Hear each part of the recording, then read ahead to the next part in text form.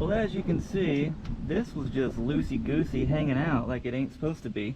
Is your 4L8E transmission having issues? Well, watch this video and you might learn something. So what I'm having issues with, it won't go into overdrive with fourth gear, and it's having a rough shift from first to second. What I'm noticing is it's only really happening once the truck warms up. All signs are pointing me towards the internal harness for the transmission. So what I'm going to do is replace the internal harness, which requires dropping the pan.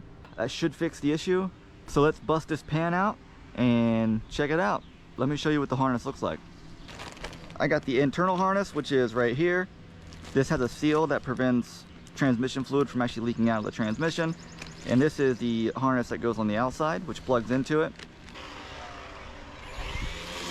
Check this out. So you can see why I have a sneaking suspicion that this connector might be the issue. Looks like it was leaking, and the previous guy just caked RTV silicone all around that connector. You can see that the wiring harness right here is wet with transmission fluid, which means it is wicking up through the harness. I'd be willing to bet this is the issue. That's not the right way to do it. Once it starts leaking, you gotta replace it, guys. I mean, look, see how it's wet right here as well from leaking down? Let's do this the correct way. This transmission pan does not have a drain bolt, so we're gonna have to do this the somewhat messy way.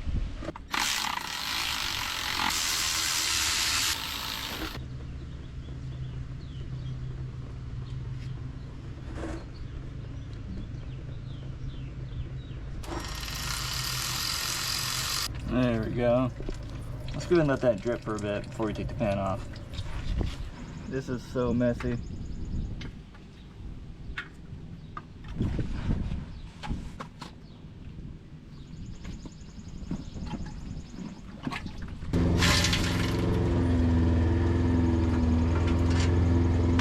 Alright, let's get this gasket out of here. This gasket was leaking. Let's try to get this silicone nightmare off of here real quick. Look at that. The connector is absolutely soaked. There's not supposed to be any moisture in this. As you can see, both harnesses have a ton of moisture. So that's no good. You can actually see that this connector right here is broken. You see that? That's not good. There we go. Look at the inside of that connector, man. It's soaked. So get this one off. Get that off. Get that off.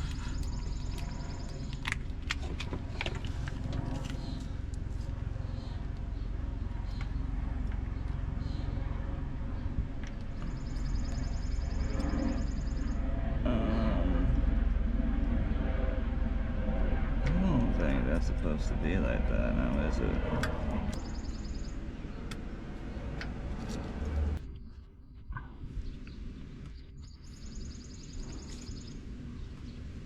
I found something loose in the transmission.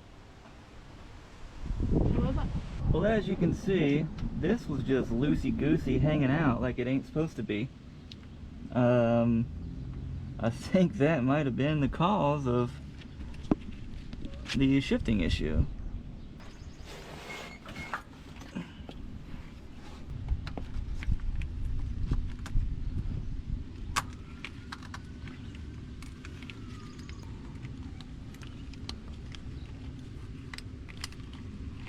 Let's get that one in. Get that one in.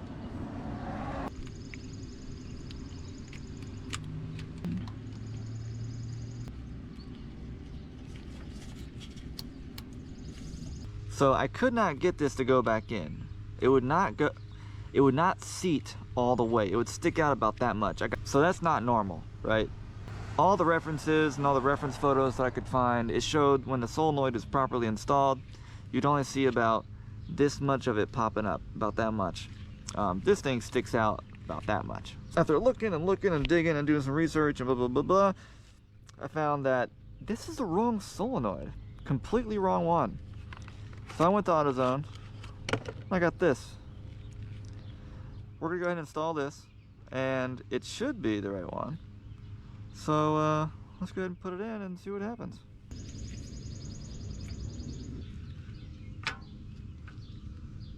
This appears to be the correct one. Let's get our retainer clip. Let's put that clip in.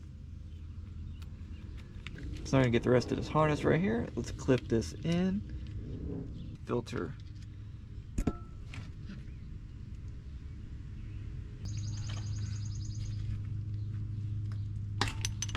Go ahead and get that out.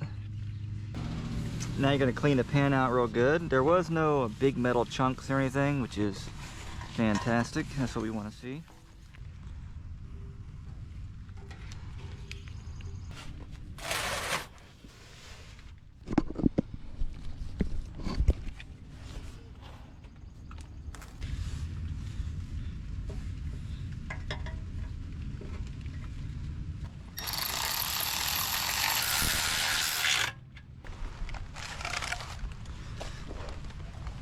It's really raining on my parade right now. So we're gonna get this oil out of here. Look at all that.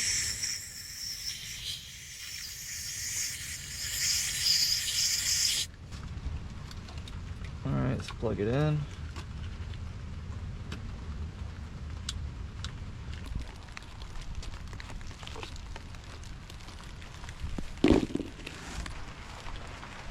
It would rain. All right, well, as you can tell, it started raining on me, so I'm not gonna be able to finish this up until it stops.